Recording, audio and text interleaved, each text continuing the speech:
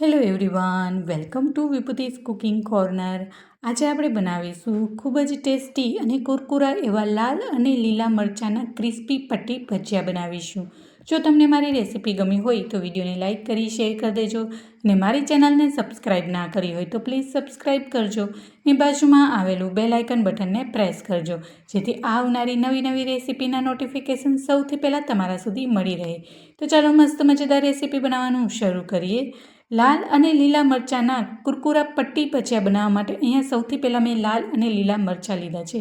અહીંયા મેં 100 ગ્રામ લાલ મરચાં અને 100 ગ્રામ લીલા મરચાં લીધા છે. અને ભજીયા બનાવવા માટે અહીંયા સૌથી પહેલાં કડક અને ફ્રેશ મરચાં હોય તેવા જ પસંદ કરીશું. અને લાલ અને લીલા બંને મરચાંને પહેલેથી જ પાણીથી સારી રીતના ધોઈ લીધા છે અને કોટનથી ડ્રાય કરી લીધા છે. હવે બંને મરચાંને આપણે પટ્ટીના શેપમાં કટ કરીશું. તો સૌથી પહેલાં લીલા મરચાંને કટ કરીશું. તો ચાકુની મદદથી સૌથી પહેલાં ડીટીયાના ભાગને કટ કરી લઈશું અને 4 ભાગમાં આવી રીતના પટ્ટીના શેપમાં કટ કરી લઈશું. જો મરચું વધારે પોળું અને લાંબુ હોય તો તેમાં બીનું પ્રમાણ વધારે હોય છે, તો તેના અંદર રહેલા બિયાને કાઢી લઈશું.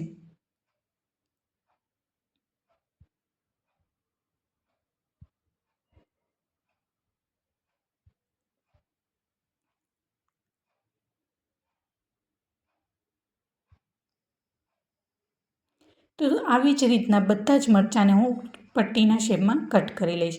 તો તમે જોઈ શકો છો લીલા મરચાંને મેં પટ્ટીમાં કટ કરી લીધા છે. સેમ એવી જ રીતના લાલ મરચાંને પણ કટ કરી લઈશું. તો સૌથી પહેલાં ચાકુથી આવી રીતના ઉપરના ડીટીયાના ભાગનો કટ કરી લઈશું અને વચ્ચેથી મરચાંમાં કટ કરી અને અંદર રહેલા બિયાને કાઢી લઈશું.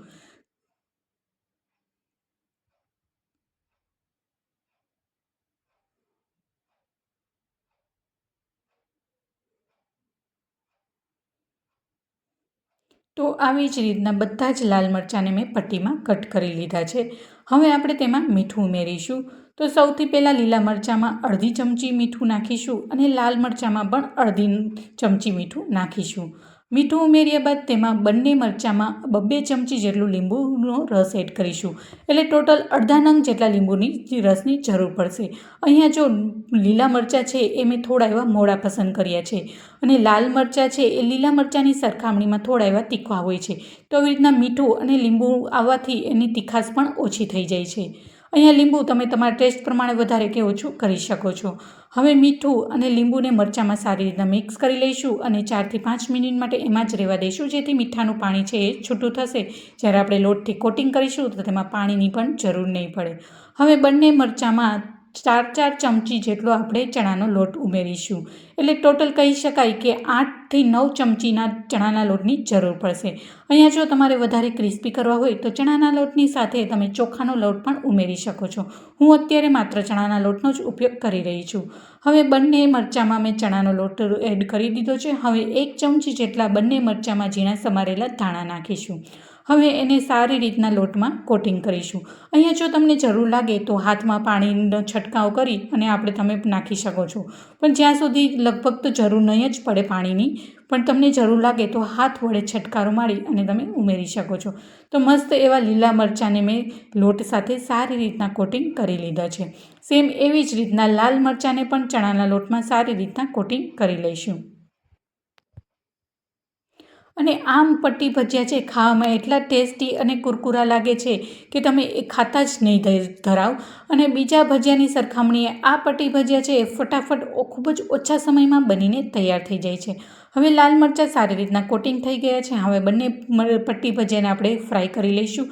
તો અહીંયા તેલ છે એ પહેલેથી જ મેં ગરમ થવા માટે મૂકી દીધું હતું. તેલ સારી રીતના ગરમ થઈ ગયું છે. હવે બધા જ મરચાંના પટ્ટીને આવી રીતના ગરમ તેલમાં આવી રીતના છૂટા ઉમેરી દઈશું અને એને હાઈ ફ્લેમ પર જ આપણે આ પટ્ટી ભજીયાને ફ્રાય કરીશું. હવે 1 મિનિટ બાદ બીજી સાઈડ પણ પલટાવી લઈશું અને આ પટ્ટી ભજીયાને એકદમ કુરકુરા થાય ત્યાં સુધી એને તળી લઈશું.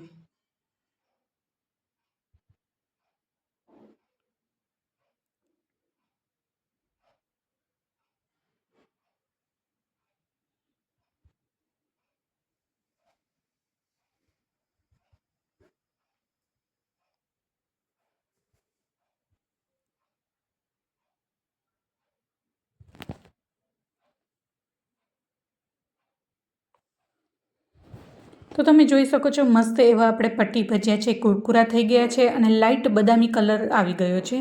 હવે આ મરચાંને ભજીયાને આપણે એક પ્લેટમાં કાઢી લઈશું.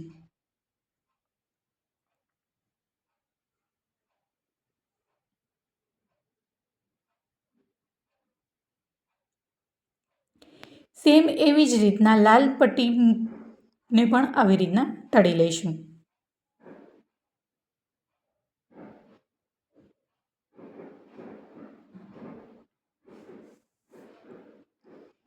અને બંને સાઈડ આવી રીતના એકદમ ક્રિસ્પી થાય ત્યાં સુધી તેને તળી લઈશું. અને આ પટ્ટી ભજીયામાં તમારી ગ્રીન ચટણી કે ટોમેટો કેચઅપ સાથે સર્વ કરી શકો છો, અથવા તો તમે એમને બી આ પટ્ટી ભજીયાને તમે ખાઈ શકો છો. એટલા ટેસ્ટી અને કુરકુરા અને ચટપટા બનીને તૈયાર થાય છે.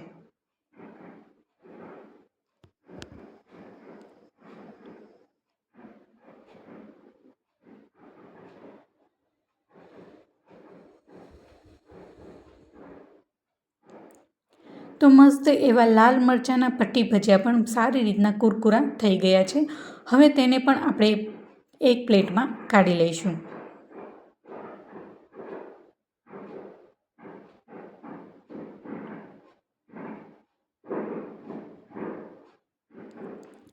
તો મસ્ત એવા લાલ અને પટ્ટી ભજીયા બનીને તૈયાર થઈ ગયા છે. તો હવે બંને ભજીયા છે એ બનીને તૈયાર થઈ ગયા છે.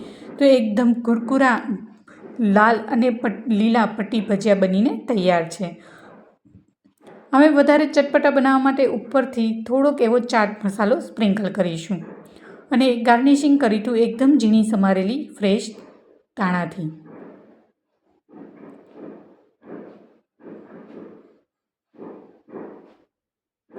તો જોતાં જ મોઢામાં પાણી આવી જાય અને ખાવાનું મન થઈ જાય એવા ટેસ્ટી અને ક્રિસ્પી એવા લાલ અને લીલા મરચાંના કુરકુરા પટ્ટી ભજીયા બનીને તૈયાર થઈ ગયા છે.